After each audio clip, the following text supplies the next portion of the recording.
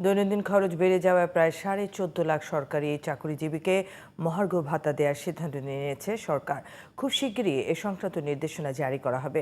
উচ্চ মূল্যস্ফীতির এ সময় সরকারের এমন সিদ্ধান্তকে অযৌক্তিক বলছেন অর্থনীতিবিদরা। আর মহার্ঘ ভাতা বৃদ্ধির খবরে নিত্যপণ্যের দাম আরেক দফা বাড়ার আশঙ্কায় সাধারণ মানুষ। বিস্তারিত মাহিসানের রিপোর্টে। বাংলাদেশ পরিসংখ্যান ব্যুরোর হিসাবে দেশের মোট জনসংখ্যা 16,98,28,911 জন, যার মধ্যে বেসামরিক প্রশাসনে সরকারি চাকরিতে কর্মরত 14,43,518 জন, অর্থাৎ মোট জনসংখ্যার 1% কম মানুষকে মহার্ঘ ভাতা দেওয়ার সিদ্ধান্ত নিয়েছে সরকার। সম্প্রতি জনপ্রশাসন মন্ত্রণালয়ের সিনিয়র সচিব মুখলিসুর রহমান জানান, চলতি অর্থবছরেই মহার্ঘ ভাতা দেওয়ার পরিকল্পনা করা হচ্ছে। মহার্ঘ ভাতাটা ভেরি রিসেন্টলি হবে।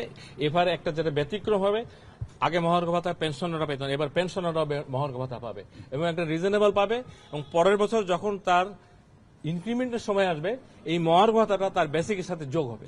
সরকারি চাকরিজীবীদের মহার্ঘ ভাতা দেওয়ার সিদ্ধান্তে ক্ষুব্ধ প্রতিক্রিয়া জানিয়েছেন সাধারণ মানুষ।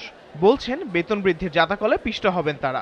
দেশের অর্থনীতি সমৃদ্ধশালী না হয় তাহলে এই মহার্ঘ ভাতার কারণে সাধারণ মানুষের উপর একটা মানসিক অস্বস্তি থাকতে পারে বলে আমি মনে করি। যদি মহার্ঘ ভাতা কার্যকরী হয়, যদি পায় সরকারি চাকরিজীবীদের বেতন বাড়লো, কিন্তু আমাদের দুঃখ দুর্দশা লাঘব আরও বেড়ে যাবে, কারণ আমরা তো আর মহার্ঘ ভাতা পাবো না। প্রধান উপদেষ্টা মহোদয়ের নিকট আমার আবেদন, এই মুহূর্তে এটা বাড়ানো উচিত হবে না। প্রায় 14.5 লাখ সরকারি কর্মচারীকে মহার্ঘ ভাতা দিতে বছরের প্রায় 5,000 কোটি টাকা বাড়তি গুনতে হবে সরকারকে। অর্থনীতিবিদরা বলছেন, দেশের মূল্যস্ফীতি এখনো 2 অঙ্কের ঘরে।